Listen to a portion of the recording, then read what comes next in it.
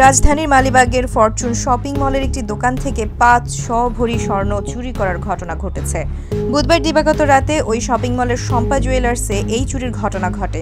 ঘটনা জানাজানির পর বৃহস্পতিবার সকালে পুলিশ এবং অপরাধ তদন্ত বিভাগের সদস্যরা ঘটনাস্থল পরিদর্শন করে প্রমাণ সংগ্রহ করেছেন।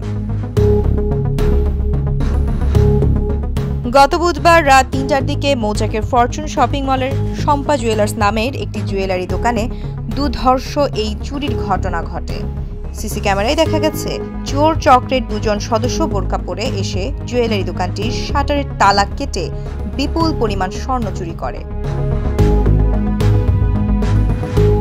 শম্পা জুয়েলারির মালিকের দাবি, তার দোকানে ৪০০ ভরির মতো স্বর্ণের জুয়েলারি সাজানো ছিল। এছাড়াও ১০০ ভরির মতো বন্ধকি স্বর্ণ ছিল।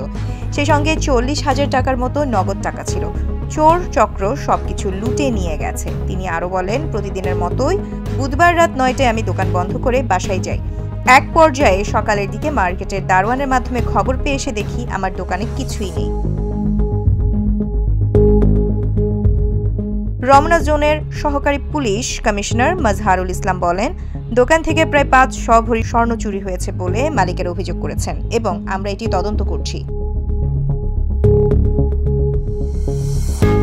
এর আগে গত রোববার রাজধানীর যাত্রাবাড়িতে একটি জুয়েলারি দোকানে দেয়াল কেটে প্রায় ১২৫ ভরি স্বর্ণালংকার ও ৩.৫ লাখ টাকা চুরির অভিযোগ ওঠে। এ ঘটনায় মঙ্গলবার যাত্রাবাড়ি থানায় একটি মামলা করা হয়েছে। সেই সঙ্গে সিসিটিভি ফুটেজ পর্যালোচনা করে জড়িতদের শনাক্তে অভিযান চালাচ্ছে পুলিশ।